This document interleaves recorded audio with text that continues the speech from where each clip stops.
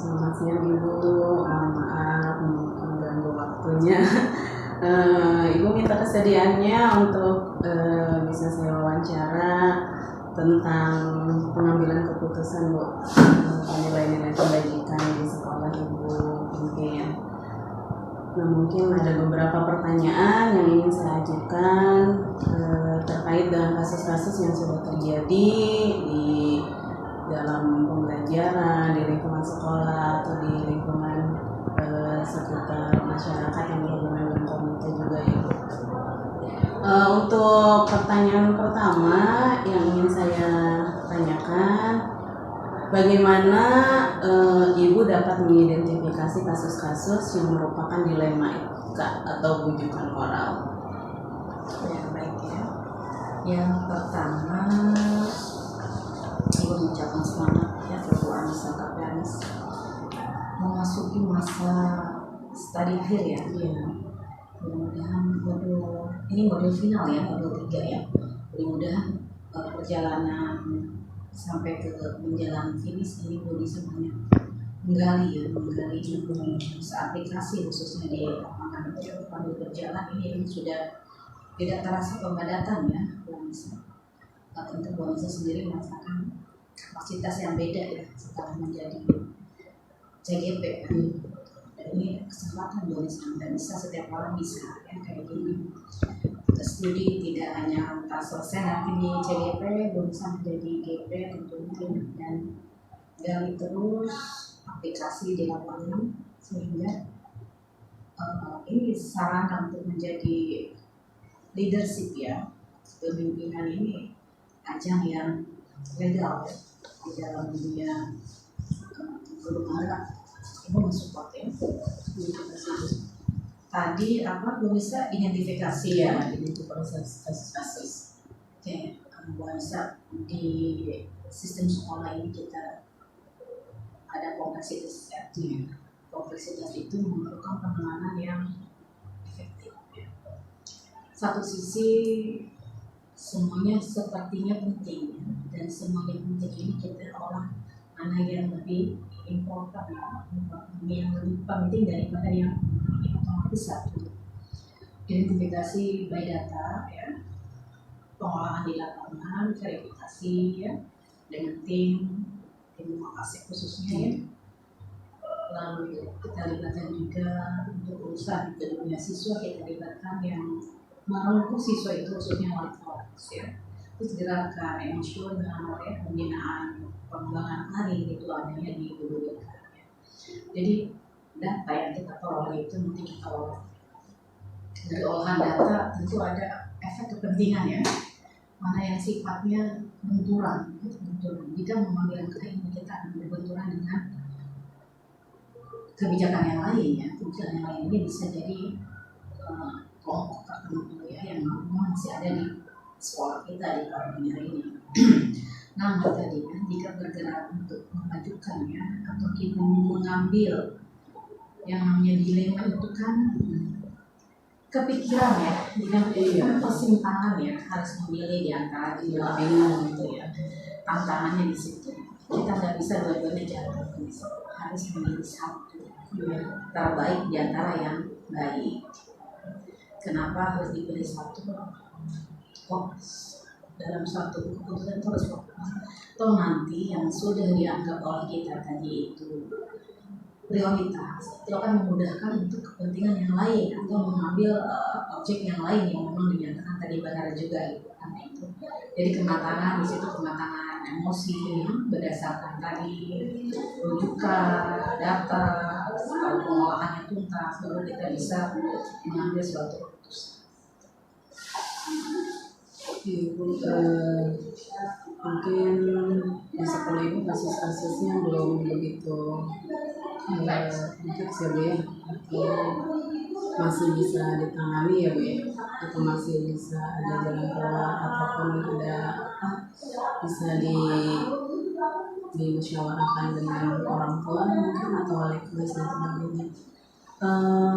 Ibu untuk pertanyaan yang kedua, bagaimana Ibu menjalankan pengambilan keputusan di sekolah Ibu, terutama untuk kasus-kasus di mana ada dua kepentingan Bu, yang sama-sama benar atau sama-sama mengandung nilai kebajikan.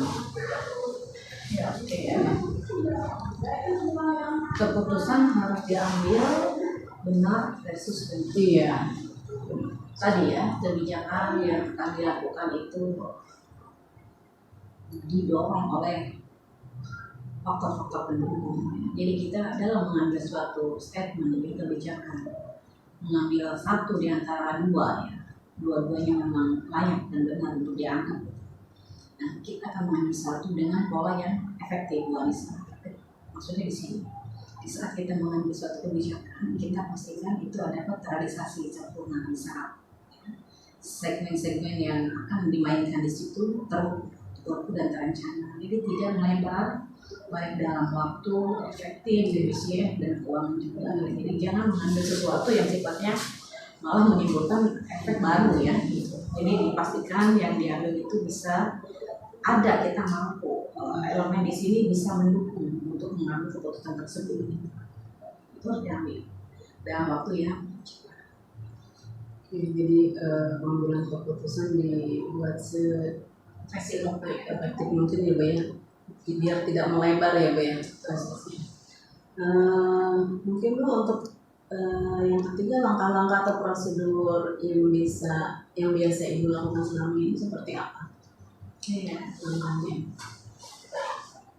Identifikasi, menentukan problem itu tergantung respon kita. Tidak ada yang namanya masalah kecil, tidak ada juga yang namanya masalah besar. Semua bisa yang kecil yang berdampak ke besar, dan besar pun bisa kita wujudkan. Yang kecil tidak tahu masalah. Jadi masalah itu nanti setelah data didapat, kita verifikasi kebenarannya di mana ya. Terus faktor-faktor pemicu juga ada. Kadang yang sifatnya besar sebetulnya tidak besar. Kita meredam, memangkas yang sifatnya biang-biang yang dimunculkan. Jadi kita mengambil masalah proyek inti ya, masalah inti.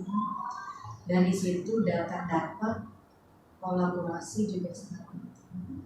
Dan berbagai segmen komite siswa, khususnya yang lebih utama itu anggaran terkuat itu dari tim sekolah, Walikas, BK juga turun. Memang pekerjaannya tidak hanya rutin di dalam kelas itu sebagai pendidik, pengajar, evaluator, analisator itu kan termasuk teladanan, identifikasi yang tepat, baik timingnya juga dapat. Jadi keputusan hari ini belum tentu sama dengan keputusan besok. Betul.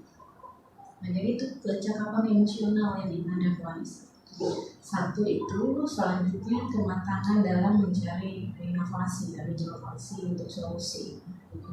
Dimana nanti bisa jadi pemimpin. Tidak cukup dengan kecakapan, tapi yang lebih dibesarkan itu emosional. Dimana nanti bisa punya jiwa kewirausahaan, bukan berarti harus punya usaha, tapi jiwa selalu mengembangkan diri, selalu berpihak pada kebutuhan banyak, bukan kebutuhan pribadi bahkan kelompok, untuk mengamankan pihak-pihak tertentu. Itu jelas melanggar. Jadi bukan yang masalah semakin mengungkit, malah semakin memperluas. Identifikasi termasuk pencari investigasi data itu harus orang-orang yang terpercaya juga. Pemilihan tim yang terpercaya itu sangat penting. Tapi butuh kerjasama ya, kerjasama dengan tim kepercayaan itu juga ya Bu. Betul. Lalu Bu, bagaimana ketika Ibu ada tantangan dalam mengambil keputusan dalam kasus-kasus problematika? Tantangannya apa saja ketika Ibu mengambil keputusan yang berhubungan dengan dilematika? Ada tantangan mungkin kedepannya seperti apa, atau Ibu merasa terbebani gitu setelah mengambil keputusan tersebut? Dari awal ya, dilema itu muncul, bisa kita respon tadi satu ya, tidak mengecilkan sesuatu yang datang ya. Tantangan akan selalu ada. Di situasi suka dan duka itu selalu berimpak. Ada impactnya ya, ke semua lini ya impactnya ya. Jadi tantangan itu akan kita jadikan suatu kesempatan untuk menguji kapabilitas kita ya di situasi kondisi apapun.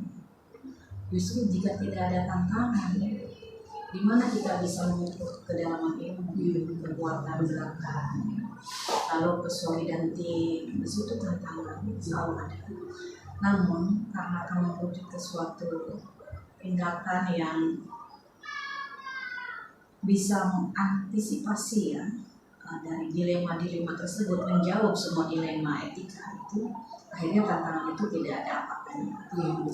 Semuanya akan melebur menjadi berkah ya. Kita banyak belajar dari sesuatu yang sulit. Kita juga tidak menutup kemungkinan banyak belajar dalam suasana yang sangat membahagiakan. Itu semuanya bertantangan semua. Jangan lari dari tantangan, jangan lepas. Tidak ada yang nggak selesai jika direnungkan bersama, bersinergi, komunikasi efektif dengan Tuhan. Berarti solusi terakhir itu adanya saling percaya ibu ya, atau kita dalam pengambilan keputusan itu selalu ada tantangan tentunya ya, selalu ada tantangan, cuma kita bagaimana menyikapi hal tersebut dan mungkin kita merasa lega setelah ada solusi ya Bu ya. Betul. Kenyamanan semua ya Bu. Betul. Jadi bagaimana nanti ya tantangan itu direspon, mau dari sudut mana mengambilnya. Ibu, kemudian Ibu memiliki sebuah tata cara nih Ibu, atau jadwal tertentu dalam seluruh penyelesaian kasus dilema etika. Apakah Ibu langsung menyelesaikan di tempat atau memiliki sebuah jadwal untuk menyelesaikannya? Bentuk dan prosedur seperti apa yang Ibu jalankan? Ya. Ini kita bagi dari sudut kepentingannya. Jika yang berurusan dengan nyawa, keselamatan dalam satu tersebut jika memang harus diolah dalam hal misalnya musyawarah dan lain-lain untuk hal yang lainnya dalam keuangan itu memang sudah ada juga akan sudah matang di proses.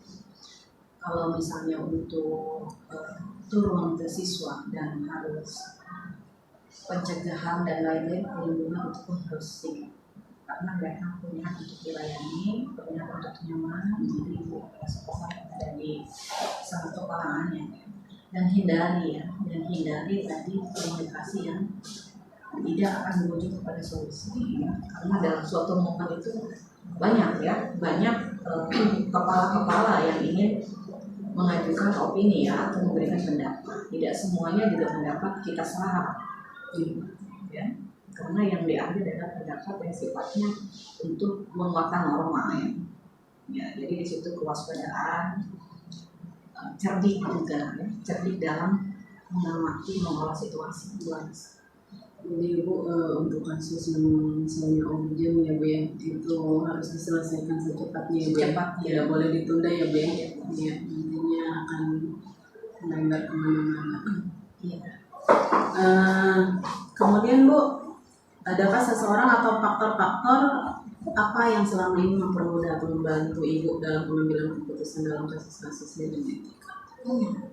Kita nggak bisa berdiri sendiri. Secakap-cakapnya pimpinan itu pasti butuh pelaksana ya di lapangan ya. Tidak mungkin dua tangan, dua kaki ya, dua mata, dua telinga menjalankan satu roda. Elemen masyarakat ini saling bahu-bahu ya.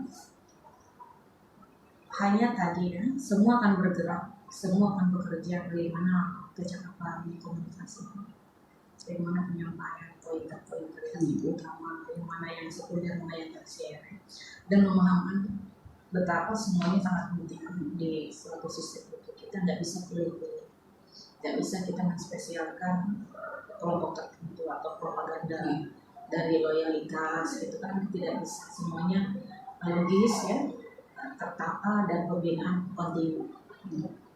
intinya Ibu banyak faktor ya Bu yang membantu Ibu di belakang ketika Ibu mengambil sebuah keputusan. Ya.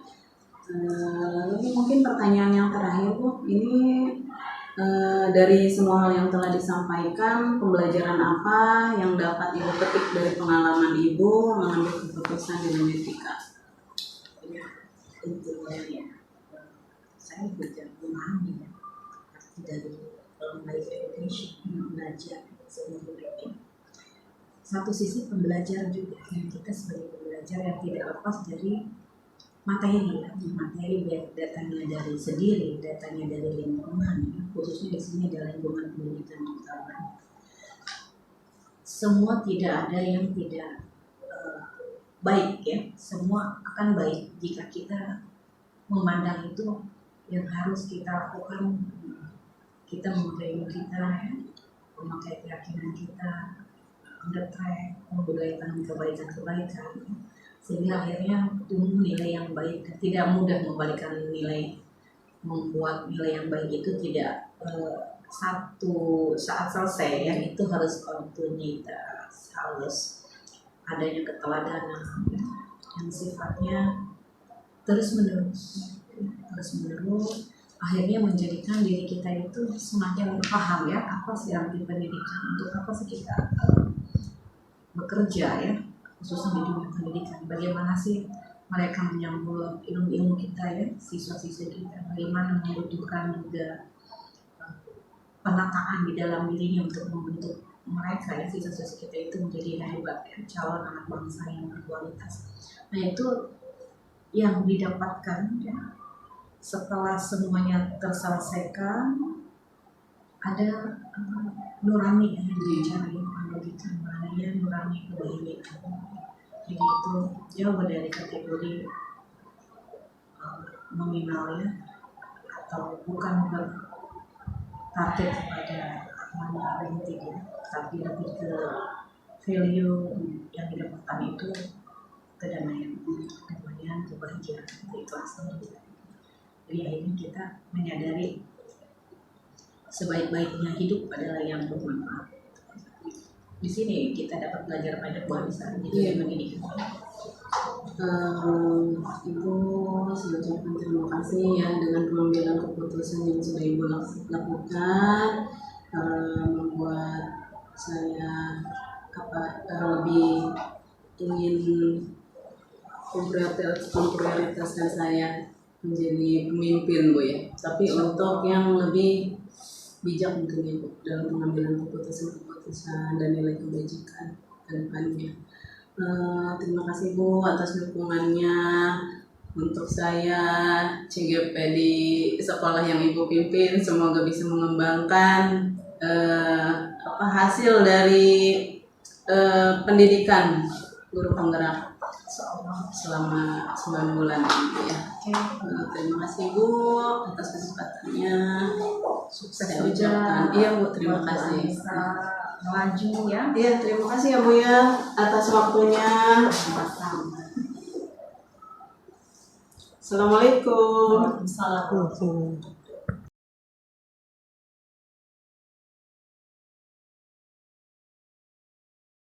Assalamualaikum. Waalaikumsalam Ibu. Ibu, mohon maaf saya dari SMA Negeri 1 Palanganyar. Kebetulan saya CGP Bu angkatan 9. Di sini saya ada tugas Bu demonstrasi konseptual, itu ada di modul 3.1. Sekiranya Ibu bersedia untuk saya wawancara, ada waktu Ibu.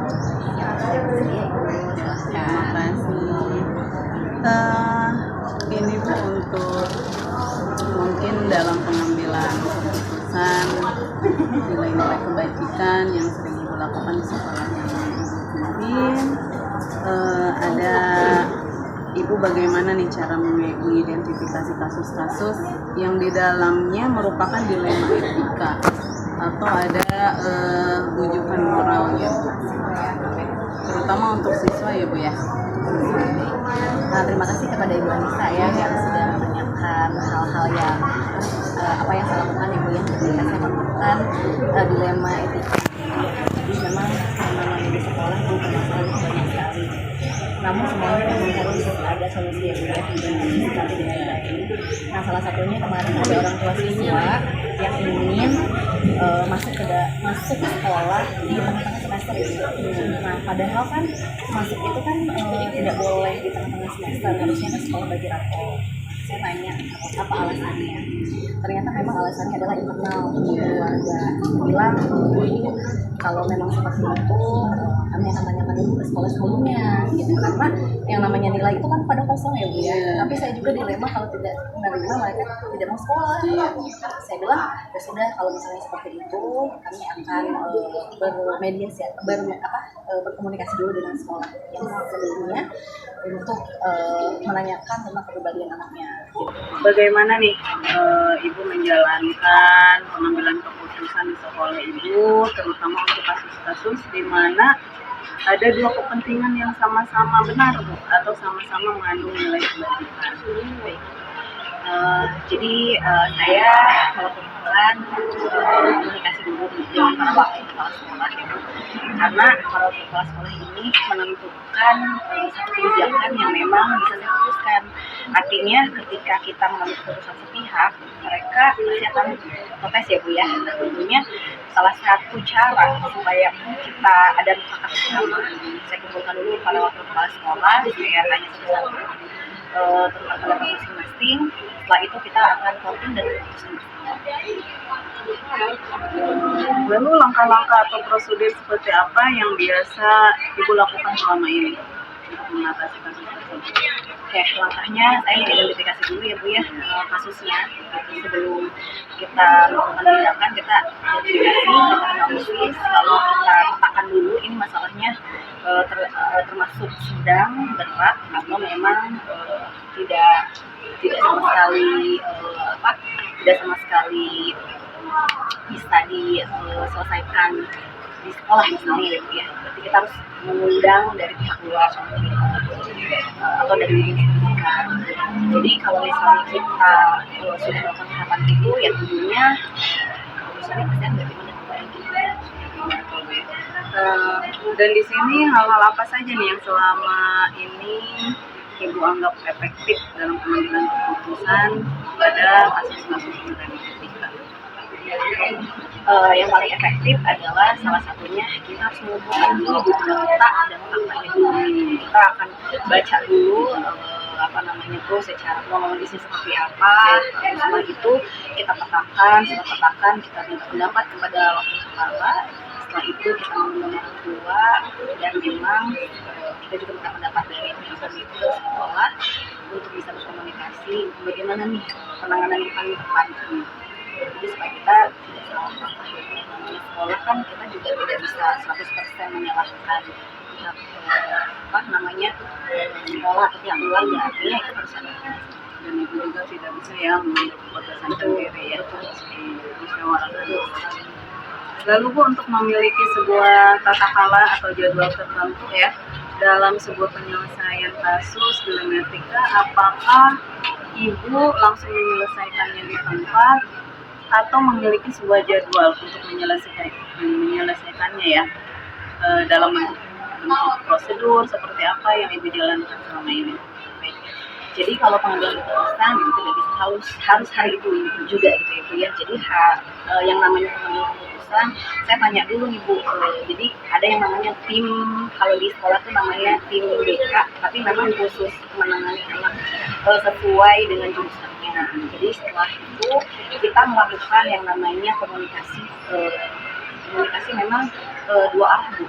Jadi artinya saya dengan pihak BK, saya dengan pihak Polresek, saya dengan pihak orang tua. Nanti saya akan melakukan analisis. Setelah analisis saya juga akan berkomunikasi terhadap yayasan atau pihak dinas terkait tentang keputusan yang akan dilakukan. Jadi prosedur dulu lah. Ya, membuat prosedur berarti terjadwal ya Bu.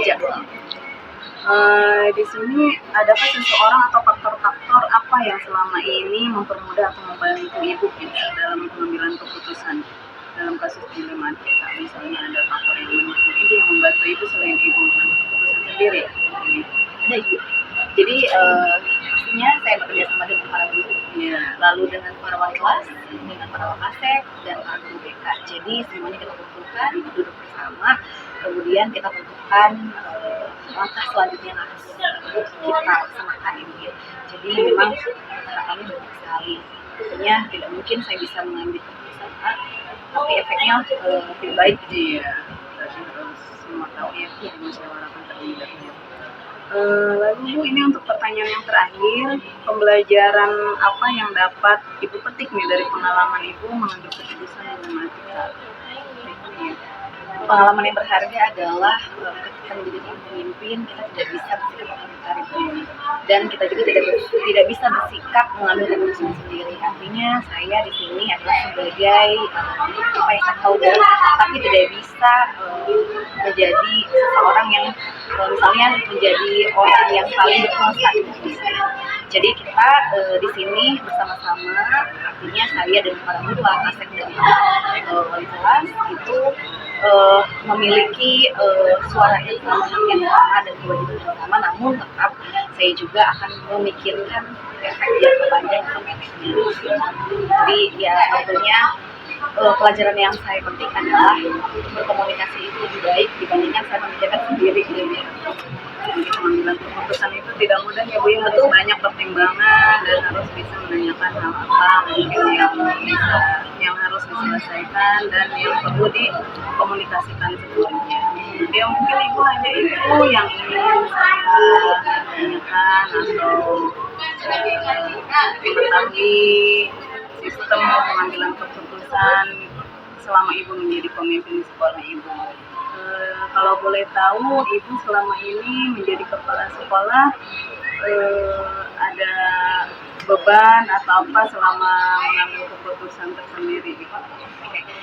Baik, sebetulnya menjadi pemimpin itu ya pasti beban ada ya, beban ada, rasa pusing juga pasti. Cuma ya saya inginnya kita